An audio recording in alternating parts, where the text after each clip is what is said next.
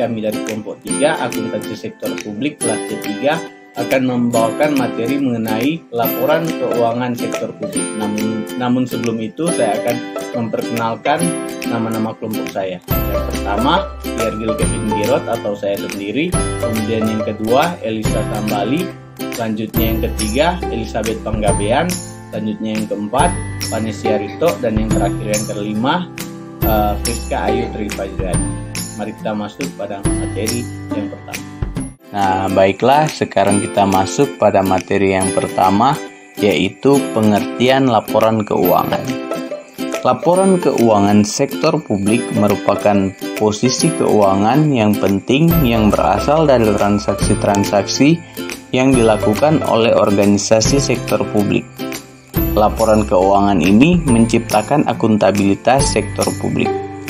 Tuntutan yang besar terhadap akuntabilitas publik ini digunakan untuk memberikan informasi tentang keuangan dari suatu entitas yang berguna bagi sejumlah besar pemakai dalam membuat dan mengevaluasi keputusan mengenai alokasi sumber daya yang dibutuhkan oleh suatu entitas dalam aktivitasnya untuk mencapai tujuan.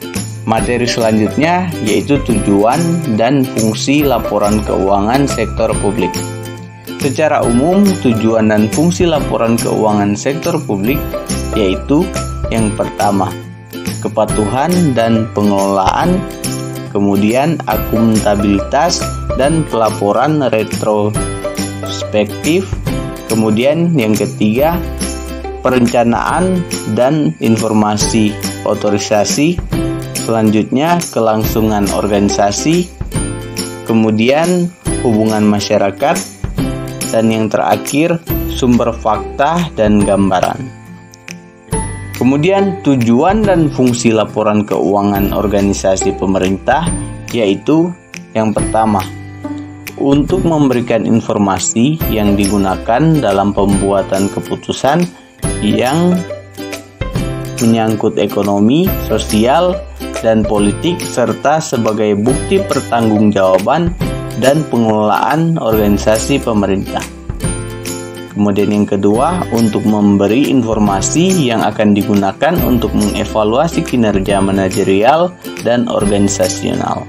Para pemakai laporan keuangan organisasi sektor publik, terdapat 15 kelompok pemakai laporan keuangan, antara lain yang pertama wajib pajak, kedua donatur atau pemberi dana, ketiga investor, keempat pemakai jasa organisasi sektor publik, kelima karyawan atau pegawai, keenam supplier atau pemasok, ketujuh dewan legislatif, kedelapan manajemen, kesembilan pemilih, ke-10 badan pengawas, ke-11 lembaga pemerintah, ke-12 pemberi pinjaman, ke-13 pemberi sumber daya, ke-14 badan pengawas keuangan, dan yang terakhir konstituen. Perbedaan laporan keuangan sektor publik dan swasta. Pada laporan Departemen Pemerintah, yang pertama, fokus finansial dan politik, kinerjanya dinilai dari aspek finansial dan non-finansial. Sedangkan pada laporan keuangan sektor swasta, fokus finansial, kinerjanya dinilai dengan finansial saja.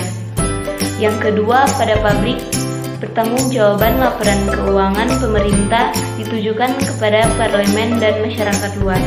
Sedangkan pada swasta, pertanggungjawaban ditujukan kepada pemegang saham dan kreditur. Yang ketiga, pada publik, berfokus pada bagian organisasi melihat ke masa-masa depan secara detail. Sedangkan pada swasta, berfokus pada organisasi secara keseluruhan, tidak dapat melihat masa depan secara detail. Yang keempat, pada publik, aturan pelaporan ditentukan oleh Departemen Keuangan. Sedangkan pada swasta, aturan pelaporan ditentukan oleh Undang-Undang, Standar Akuntansi, Pasar Modal, dan Praktik Akuntansi. Yang kelima, pada publik, laporan diperiksa oleh BPK atau Badan Pemeriksa Keuangan. Sedangkan pada swasta, laporan keuangan diperiksa oleh auditor independen. Dan yang keenam, pada publik, dasar pencatatan cash accounting. Sedangkan pada swasta, dasar pencatatan accrual accounting. Dampak laporan keuangan yang buruk. Dampak jika laporan keuangan organisasi sektor publik buruk maka akan menyebabkan 1. Kepercayaan masyarakat kepada pengelola dana publik atau pemerintah akan menurun. 2. Penanam modal atau investor tidak berani menanamkan modalnya lagi. 3. Para donatur atau penyumbang dana akan mengurangi atau menghentikan bantuannya. 4. Mempengaruhi pengambilan keputusan. 5. Laporan keuangan tidak dapat untuk mengukur kinerja. 6. Laporan keuangan tidak dapat diaudit. Sistem pelaporan keuangan sektor publik. Sistem pelaporan keuangan publik terdapat 3 sistem. Yang pertama, sistem BAS-KASIS atau cash base, merupakan sistem akuntansi dasar kas, hanya mengakui arus kas masuk dan arus kas keluar. Akun keuangan akhirnya akan dirangkum dalam buku kas. Yang kedua, basis accrual atau accrual base, merupakan penerimaan dan biaya bertambah atau diakui karena diperoleh atau dimasukkan bukan sebagai uang yang diterima atau dibayarkan dalam jumlah yang sesuai satu sama lain, dapat dipertahankan atau dianggap benar dan berkaitan dengan rekening laba dan rugi selama periode yang bersangkutan.